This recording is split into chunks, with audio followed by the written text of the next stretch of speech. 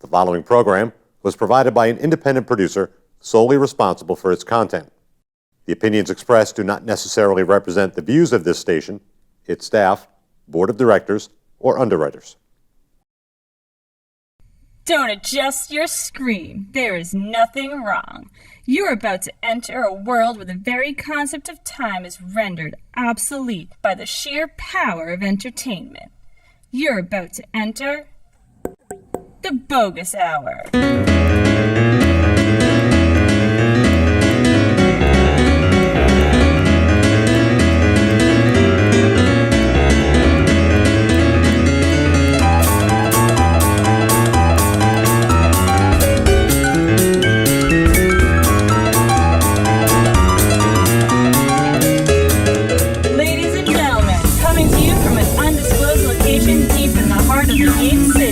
The host of the Boggis Hour, Greg Boggis. Welcome back to the Boggis Hour. After a brief hiatus, we're back in action. I'd like to welcome my guest to the show tonight. He's a comedy veteran. He's been on many TV shows, including Dry Bar Comedy. And he's here tonight, the one and only Ken Rogerson. What's up, man? How you doing? We're shaking hands. We're shaking hands. We're shaking hands. Not worried about any of this stuff. You kidding me? Thank you very much. Always be wise. Oh, I'm over here. Am I yes, on? you are. You're on. How are you doing, Kenny? I'm fantastic. How are you? Good. Thanks for coming down. Thanks for having me over. You know. So that's it. It was great. We're done. Great talking hope you enjoyed that, folks. I think we've taken enough of their time. Let's not bore the tears out of them. So let's talk about how you got into comedy. This was. You know what? It was like 70-something. I couldn't decide what I wanted to do, so I made a list, and this was 3. What were the other 2? The first one was play pro football, which wasn't going to happen because I didn't have a whole lot of. I ran like a 4.5 40, but I only weighed like 150 pounds. And that's not going to work. No, especially when Vince Wilfork runs a 4.5 40. And number 2? Number 2 was being a rock star, but I can't play an instrument, and I don't really sing very well. So that was out. This was 3, yeah. And so you decided you were going to do comedy. Yep. And one day I just decided I was going to hitchhike. I had a friend of mine going to Northwestern. And I thought, I'll just hitchhike out there. Somebody must know how to go about being a comic out there. So I just hitchhiked to Chicago, and a little while later, I did one show at a place called Sylvester's. It was a converted Esso station. That's how old I am. Esso. Before Exxon. Isn't that where they hung Mussolini? Might have been. It was an Esso station. It could have been. It could have been. This could have been the place. Comedy and history. Yeah. And I just went up and did an open mic night. It was so bad I didn't do it for another year, and then I just started going and doing it. Going to Zanies and Chicago down on the Wells Street. So you're doing comedy in Chicago. Yep. And somehow you made your way to New England. How did this Ran happen? into a guy named Barry Crimmins. Barry Crimmins, folks. The guy was responsible for comedy in Boston for the most part. And he said, you should come to Boston. We'll pay you to do this. And I remember I told a friend of mine, I said, I'm going to go to Boston. They said, you're never coming back. And they said, why? They said, well, you know how you like to drink? And the other guys like to drink. He said, everybody in Boston drinks like that. He goes, that's not possible. And I got here and went, oh, it was so true. It's quite possible. Yeah, pretty fun. And so you're talking 1980? 80 or 81. It's a very foggy time in my life. The actual recall. There's a lot of, it's been scrubbed clean by hops and barley. Lots of scrubbing murkiness. Bubbles of hops and barley. So you land in Boston. Came to Boston and just started doing the ding ho. And comedy is at a hell of a peak. it was just starting to take off. It wasn't a hell of a peak yet. Oh, okay.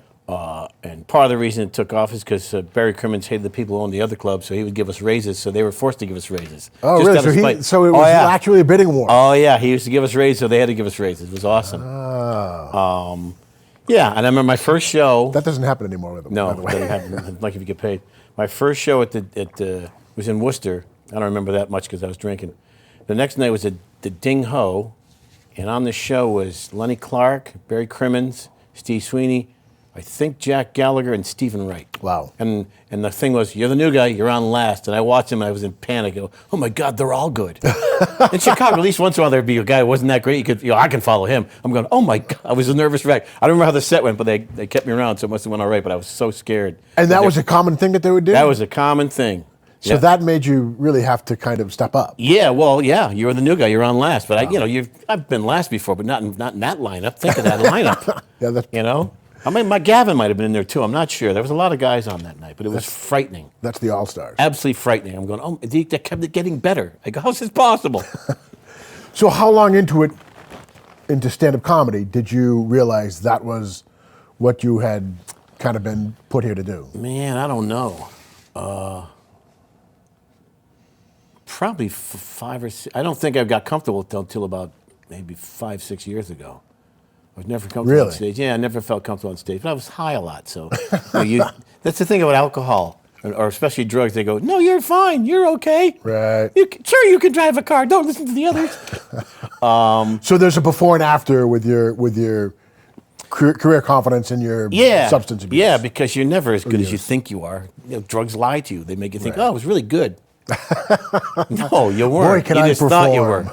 But the thing was, everyone else is high, so I was right on par. It took a while to get comfortable, and then I guess I've always wanted to do this. This was it. After this, I remember the first 2 times I did comedy, it was awful. I was terrible. Yeah. And I said to my roommate, Dana, I go, what am I going to do, man? I'm terrible. He goes, well, you just had a bad show. I went 14 straight shows without a laugh. I mean, they hated me so much they didn't even heckle me. I could hear them really? stirring their drinks. I'm going, oh my God, what am I going to do? If I can't do this, what am I going to do? Have to be crime. So who are some of the foundational people of like your youth and all that made you laugh? I used to have anybody that was funny. I remember watching my father watching Tonight Show, and I was not supposed to be up, and I'd hide behind my door in my bedroom and look through the crack and see if there was a comic on. If there was a singer, I'd go, oh, a singer. Right. But so early on, the Smothers Brothers were the thing. My mother gave me an album from Christmas one time. Mom Always Liked You Best, and that got me hooked. And later, then you get into Carlin, you get into Pryor, you get into Lenny. Then you go back, you get into Lenny Bruce, you get into Mort Saul, you get into the Ritz Brothers, Right. W.C. Fields. How can you not love Fields? When you're a big drinker, you love Fields. Let me tell you something. Did I kill you? Oh, good, I didn't kill you. So, was there anybody's particular style that you found enthralling that really drew you to? I started getting good when I pretended I was Tommy Smothers on stage. Really? Now, you wouldn't know it because I don't do impressions, but in my Right. mind, I was just being like Tommy Smothers. I was kind of cross between Dean Martin and Tommy Smothers because I drank and I always had a cigarette. But in my mind, right. I was doing Tommy Smothers and Dean Martin. No one knew it because it wasn't an impression, but in my mind, that's how I got. That's how I you- had the guts to get up there. The That and affect of the tequila. style. Yeah, and then after a while, I don't know. You find your own way and you start doing whatever's weird. And then when did you finally realize that you were there, this is what you're doing? I'll let you know. I'll let you know. Not yet. Not yet. One of these days. Here's the thing: I'm never satisfied, and I don't ever want to be. And I do these scripts. That was a great set. I go, no, it wasn't. I'll let you know. Right. I had a couple weeks ago. I did a theater in New Hampshire, and I did a theater in Pennsylvania. And theater's a different story than a Sure. comedy club. And it was like, oh yeah, this is what I like doing. Yeah, when you're in a theater, there's something about Yeah. the setting, and literally, it's like people are there. Well, to they be act like their entertained. environment. There's no 99-cent pitchers of margaritas. Naked chicks don't get in free to the theater. Waitress popping gum, Yeah, waiting to get to right. the popcorn machine. When next to you. the thing that ruined me is I went on tour with Dennis Leary and the Rescue Me Comedy Tour a few years back. So it's me, Lenny Clark, Adam Ferrara, and Dennis. And you're doing 10,000-seat arenas. Right. And you really get spoiled. Right, you get right, so sure, yeah, spoiled sure. because you never touch your bags. You're in a $3 million bus. You're in hotels that you go, they wouldn't even let me in here if I wasn't on this thing. So that kind of ruined me a little bit. And the 10 minutes of material lasts 20 minutes because you. Yeah, well, Lenny hated doing stand-up, so you go, you want to do 5 minutes of mine? I go, absolutely. Are you kidding me? But, 10,000 people, you do probably in 15 minutes, you might do 3 minutes of material. Right. It's fantastic. And they come to see the show. And I remember I was out on stage at the Foxwoods, I think it was. It's a 10,000-seat basketball arena. And I remember watching people walk down the steps with beers in their hands, and they were watching the show. And you'd stop talking. It was deadly. 10,000 people is quieter than any quiet you've ever heard. All listening. And to I you. forgot. I went, oh, that's right, I'm doing a show. And Adam Ferrara said, you notice how quiet I got? I go, I forgot I was working. That's how weird it was to hear that quiet. Not even a cough. It was awesome. So let's talk about some of your TV credits. What were some of your highlights that? I did Letterman. I did Conan. I did Arsenio. I did a Comedy Club All Stars for Showtime back in '89. I just did a thing with Billy Gardell about 6 years ago called Road Dogs on Showtime, and I just did the Dry Bar thing. So that was the Letterman thing was that was the thing. But by the time I did him, it wasn't like doing the Tonight Show. Right. You know, the Tonight Show back in the day was you did that once and you were famous the next day. But it was fun, you know. Never had me back. Last thing he said to me was, "You're a very funny young man. How long ago is that? I will have you back." And I go, I remember in the 90s, I thought, I should have nailed him down to a decade. Then it was like, should have nailed him down to a millennium. So, anyway. So you mentioned the dry bar, so I think we've got a clip or two. Do we have a clip of it? Of the dry bar. So sure. why don't we roll the dry bar clip and then we'll talk about It's on, you can get that, you just Google dry bar comedy thing and you can go on there and buy the whole thing for $1. I need $50 million to do that. It's hard to stay in shape, man. As you go, remember when you were a kid, you'd spring out of bed in the morning just ready to play? I get up now, man, the first 10 or 15 minutes, it sounds like I'm walking on bubble wrap. So it's just this horrible, cow. How did I pull a leg muscle sleeping? I gotta quit dreaming about running. Or dream about stretching before I dream about running. Sleeping is getting difficult.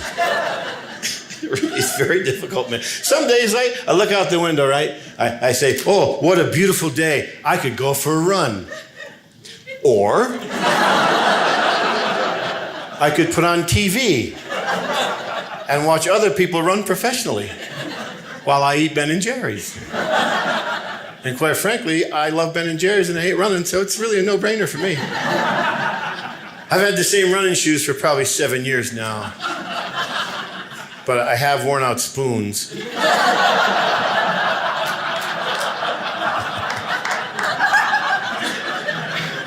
Probably not good for a man in my advancing years, man.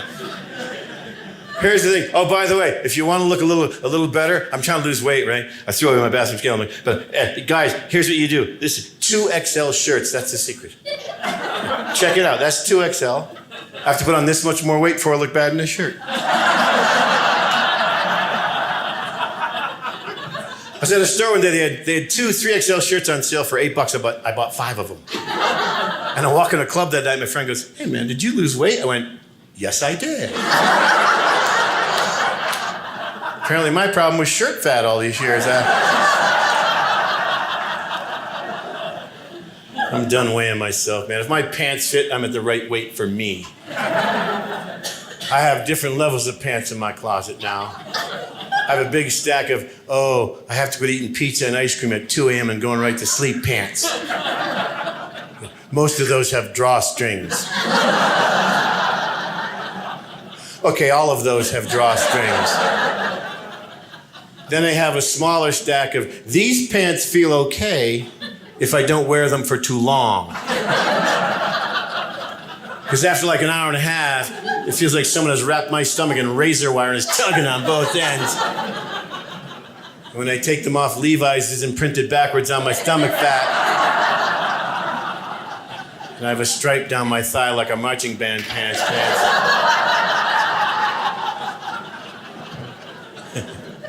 Then I have a much smaller stack of, I'll wear those again one day. Some of you have that delusion, man. I found a pair of pants in my closet the other day that still had that plastic sticker on the leg. Yeah, that said 32-inch waist. But I kept them. Because I truly believe I will wear those Jordache jeans again someday, man.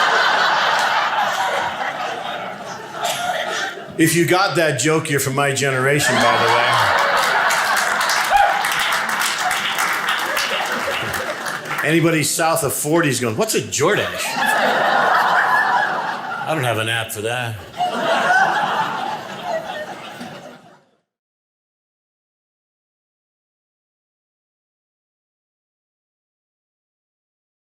Hey, did you know Dry Bar Comedy has their own app? Download it right now and you can watch my entire special on your phone. Not even leave your house. So in the clip, you talk about getting old. Yes, I do. You talk about what you know. There's no more sex and drugs and rock and roll at this age. It's like, do my pants fit? Fantastic. I'm so happy. Isn't it sad? Like the little things become better. Yeah, it is kind of funny how you can chart your life with your material about what kind of things were important to you. Yeah, absolutely. And I'm not trying to do all that stuff because I still like I still like doing stuff about. My favorite things are about all the weird stuff that I like to do. I do a lot of stuff. And by the way, this is the dry bar special. That's me being so clean I'm embarrassed. That's not my normal show, but you want to prove that you can do it. You could get a corporate gig out of it. I got suits. I can go without swearing for 45 minutes. It's not that hard. I just do my regular show. I talk about drug addiction and death, and I can't even go through all the subjects because we couldn't even say them here. But nothing really dirty. I mean, the F-bomb is not the joke. Right. If that's your punchline, then it's not a joke. Then it's not a joke. A kid can say that. But yeah, so I did the dry bar thing out in Provo, Utah, you ever been out there? I have never been to Utah. Fantastic. Yeah. People couldn't be nicer. Really? As a matter of fact, I finished doing the show at the club, right? And the girl said to me, "Be careful walking back to your hotel room. There's a bar on that side of the street, and it could be very dangerous." And I said, "I'm from Boston, right?" So let me tell you something. If I get rolled in Provo, Utah, I'm not allowed back in the city. They take away your Irish club at the border, your Irish card.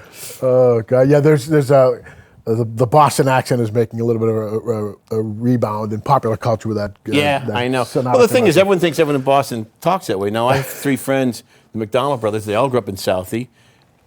Kevin has an accent. My friend George doesn't. Right. Warren had sort of one. So Right. it's just, not everybody speaks like that.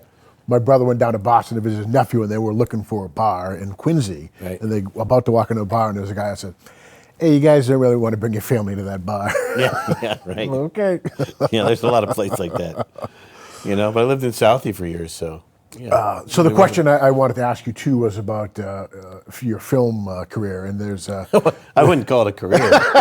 Film career. and there's Wow, you're very generous with that word. Your film career. The 2 things you did? Oh yeah, those. Sure. so you have a brief moment on the film. In the film, there's something about Mary. Something about Mary. Yeah, got that. And you embellished your particular character with Band-Aids. Is that true? The knees. Oh, I might have. In the rest I might area. have, yeah. I also had a tattoo of Dad on my thigh, Oh, which is creepy. It never got shown. It was on the wrong side of the camera. I just got that because my friend Jackie Flynn knows the Fairley brothers. He's good pals with them. and he's been in a couple of. He's been in a lot of them. With the bowling one, right? He's been in a lot of them. He's a really fine actor and very funny. And I got that. They said, "What about Kenny?" And they said, "Can you?" I said, "Yeah." And people said, "What'd you make? Like 10 grand?" I go, "Are you kidding me? I got like $600. I had to fly myself to Miami." They really didn't need me for that one line. I was padding the. You're out there for like 14 hours. I was just ad-libbing left and right, just trying to get more on. But it was fun. I did the Fever Pitch. I had a scene with Drew Barrymore in that, and then. I was in that too. So we're actually. Were you in that? Where was you? Where was you? Where were you? A bunch of the extra stuff in Fenway. Oh, really? So Did you have to go back? Because we Oh, shot. yeah. We You shot did like 2 weeks. I was outside the Scalper. We shot in September. Oh, you were And the then the Scalper. I Red forgot Sox about that. won the World Series. So we had to reshoot the ending because they had them losing to the Yankees as they always did for 86 Yeah, they years. basically had to rewrite the entire thing because the we had to whole go thing was back in premised on them. But I had to being go do my perennial scenes losers. after Thanksgiving. Now I'm wearing a denim jacket and a T-shirt and a pair of cargo shorts. It's now 12 degrees out. And they gave me hand warmers. Drew Barrymore had a big SUV she sat in. I had hand warmers. She was very sweet though and gorgeous. Yeah. No, it was both her and Jimmy Fallon and my Yeah. brief interactions with them. It wasn't really Yeah. interacting, but they were very I pleasant. did that, and I did an independent film with my friend George McDonald and Lenny Clark a few years after that. What was the name of that? Bluff. Bluff. And Yeah. what was it about? You poker? won't see it. No, it was it was a card game. The whole movie was a card game. Oh, really? Yeah. It was an indie film. A bunch of a friend of ours got together with a couple of lawyers, wrote it, Boston guys. We shot it in this bar in Somerville, right on Broadway. Really? It was a good practice learning thing for me because I hadn't done a whole lot of acting. That's before. Was that before or after? That was before any of the other stuff. I mean, I'd done improv in Chicago and stuff. Right. Okay, tell me a little bit about improv. Is that did you start doing improv before you did No, stand-up? I started doing stand-up, but then improv was king when I lived in Chicago. They didn't know what Right. stand-up was. Like Right. Zanies was the Club of Moore. It was a strip joint before they turned into Zanies. Oh, no kidding. So that's why they still have the stages about this high. For a while there was walkways down the side. There's a long, narrow room. They had walkways down the side so the girls could get in the back and get the tips from the people in the back. Oh God, that's funny. But all my friends were improv there. I was with a group called the Comedy Rangers. And we do, the thing with this guy who won the Zanies, Rick Hewitt, he used to let us stay after hours. We drank all his liquor. We stayed till 4, 5, 8 o'clock in the morning sometimes. We didn't get paid a lot of money, but we drank him pretty dry. But we just stayed there. We'd play Make a Song, we'd do improv games just because we had this place to ourselves. Right. It was a great proving ground. And I worked with these guys at Comedy Rangers. We did 2 weeks up in Edmonton, Alberta. And I learned more about acting there from those guys, you know, because I was scared to get. I didn't know anything about improv. Yeah, improv is kind of it's a different creature because Yeah. you have to essentially listen to other people and then respond. I like, stand-up right. is But I like essentially having a people up there. monologue. You're not the only one up there. You're not by yourself. Right. I had a partner for a while when I was in Chicago. My friend Dane Olson. It was so much fun because if the crowd sucked, we just made each other laugh. Right. But improv, yeah, I was afraid to go. My friend Jim just handed me a bottle of Pepe Lopez tequila. He goes, drink this and get up there. Just make stuff up. I went, okay. And then when I went up to Alberta, they said they had broken up the Comedy Rangers. They'd split off. So my friend Jim goes, you want to go again? And he handed me a pile of scripts. He goes, here you go, learn these. We're leaving Thursday. Oh, wow. And it was like, it was pressure, you know? And you went and... Yeah, I learned, you toured? learn, if you improv something, it's improv, so you have to Right. learn it. But you had to know the premises and that stuff. It was a lot of fun. We were up there for 2 weeks. It was a pretty high-end club. I mean, Steve Landsberg was coming in before us, Steve and Phyllis Landsberg Diller was coming great. in after us. So, Wow. yeah, it was pretty high-end. It was a lot of fun, too. It was, first time on the road, you went through 2 of your buddies. Sure. A lot of things to be smoked. Back and when things- going to a hotel was exciting. Yeah, right. Yeah. I know. I did that. I did the. Look at this fridge. I did There's shit inside I it. did the last comic standing, and I remember with these young kids, and I go, "Yeah, I'm way past. Isn't the Hilton a great place? It is a great place, but I've been to like 1,000 of them. It's really kind of loses its luster. Old hat, sister. Yeah, it's kind of like doing a cruise to Cozumel. I've been there 40 times. Right. There's more stuff in Faneuil Hall I haven't seen. So, do you want to talk at all about your career of drinking and partying? Yeah, sure. I did a lot of drinking. I did a lot of cocaine. I'm not proud of it. I'll just come around and tell you I did a lot. And that was the thing. The And 80s that was the 80s was a crazy, crazy time. Yeah, and I continued that on through the 90s for the most part. There were intermittent spurts in there. Some long field study then. Yeah, well, I did this in my act, somewhere between $300,000 and $500,000 on cocaine. I figured out in 20 years. Wow. If you do the math, it only comes out like $300-something and change a week. And that seems like a lot of money to people, but I'd spend that. I'd spend $1,000 in 15 minutes. That's that's an investment. Because they kept just giving us money, and I didn't know. I was stupid and young and indestructible. I thought I'd be dead at 35, by the way, so I thought, what's the point of really not carrying on? Then suddenly I'm in my 60s, go, oh, God really kind of screwed me on that one, didn't he? I thought you were going to take me. What happened?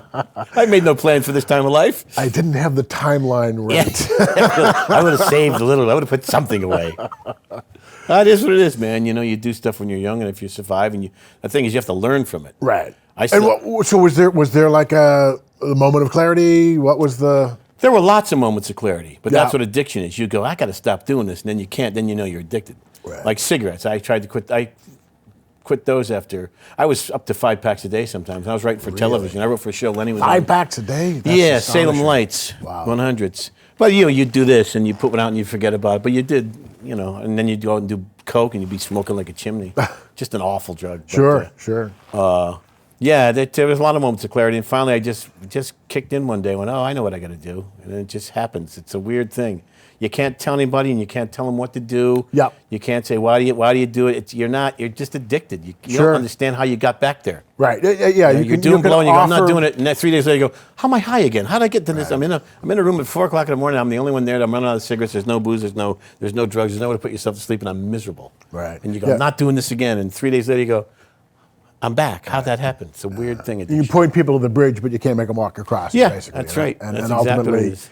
you got to come to that decision. Yeah, it's a tough one. I mean, I try to talk to people, and the thing was the coke just led you to drink more because you do coke, so you drink to cut the edge, and the edge was gone, so you had to do more coke. It's this vicious cycle. That's a you know? vicious cycle. Yeah, it's a terribly vicious cycle. But like I said, back then everybody did it. It was like I didn't know anybody who didn't do it. We all did it. Right. And it was And like now- people would tip you in coke.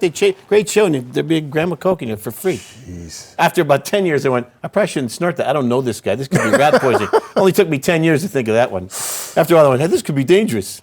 Yeah. Stay yeah, away from it. It putting doesn't- a lot of faith in people's. And it doesn't make you funnier. I mean, I wrote a Right. lot of stuff on coke because I could write for 24. My hands would be bleeding. I'd write for sometimes 2 days. Just, I was writing, and it wasn't necessarily good, but I yeah, was writing. well, if you write an entire notebook, if you get 7 jokes out of it, that's a good percentage. But I did a lot of work on it, but it wasn't, it's not your best stuff. You just think it's good, And then you start figuring out what you're doing, and it just becomes more fun to not be going, okay, I got to time this, and how do I get my drugs in me before I go on stage, and I'm running, I knew a magician one time, he used to snort milk out of a bottle. You see, why I do that? I go, why? He goes, I got a gram of coke in the bottom. I went, that's genius. But because he had to do an hour show, and then you got halfway, you got to have more of it. Wow. Yeah, it's a stupid, weird thing. Plus, not to mention, here's what happens.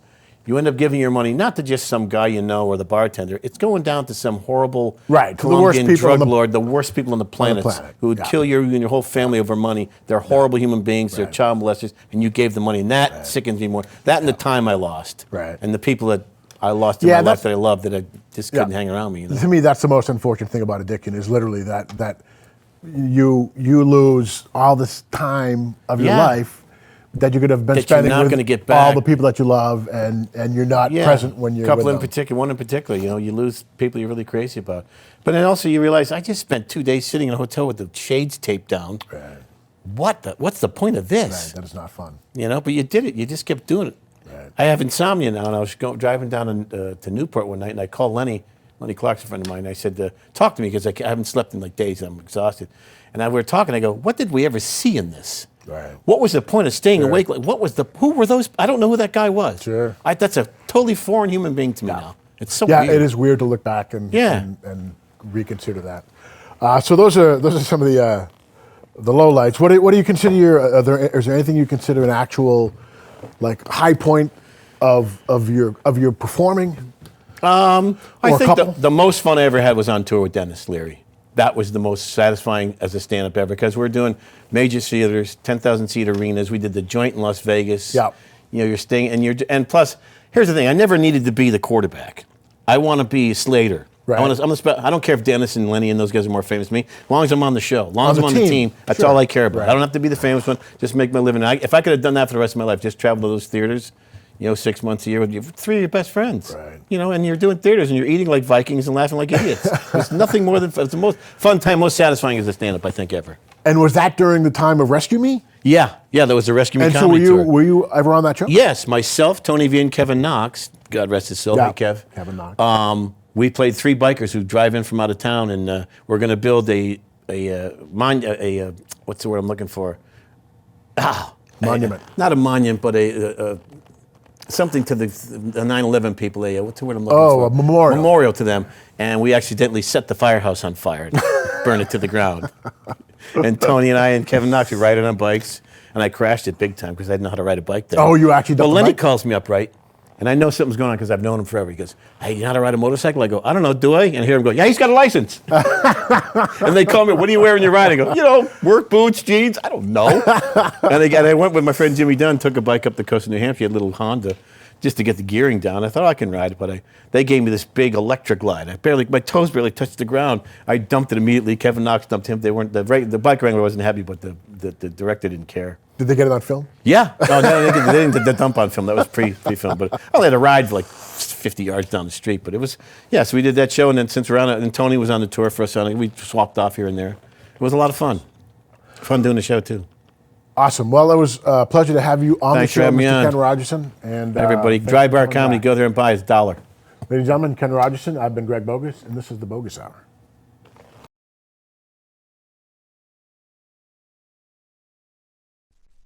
If you or someone you know would like to be a guest on the Boggis Hour, email us here at thebogishour@gmail.com. The preceding program was provided by an independent producer solely responsible for its content. The opinions expressed do not necessarily represent the views of this station, its staff, board of directors, or underwriters.